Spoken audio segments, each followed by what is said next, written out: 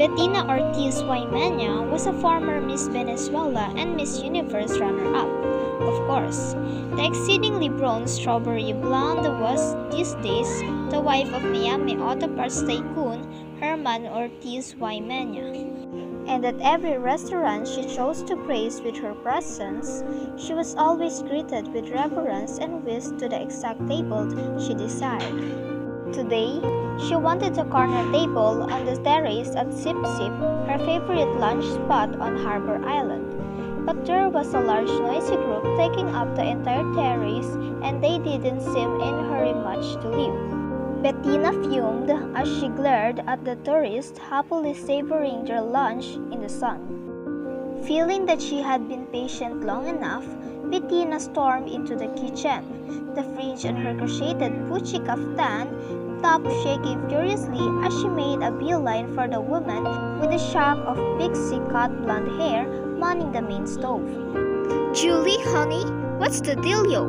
I've waited more than 15 minutes for my table."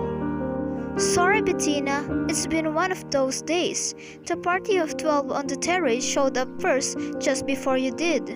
"But why the terrace is your prime spot?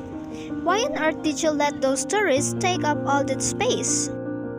"Well, one of the tourists is Duke of Glencora. His party just boated over from Windermere.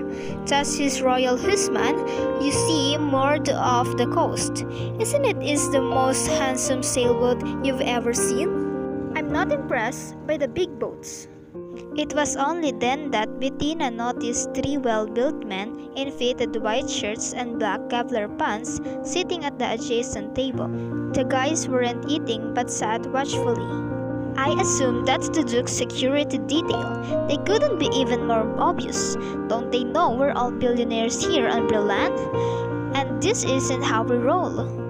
Actually, those bodyguards belonged to the Duke's special guest. They did a whole sweep of the restaurant before the party arrived. They even searched for my walk-in freezer. "See the Chinese fellow seated at the end of the table? Oh, I didn't even notice him. Am I supposed to know who he is? That's Alfred Chang. He looked like their chauffeur. Doesn't he look like the guy that used to drive Jane Wyman around in Falcon Crest? From what I hear, that chauffeur is the most powerful man in Asia." "What's his name again?" "Alfred Chang. He's Singaporean, but he lives mostly in England, on an estate that's half of the size of Scotland, so I'm told." "Well, I've never seen his name on any of the rich lists." "Bettina, I'm sure you know that there are people on this planet who are too rich and powerful to ever appear on those lists." The end.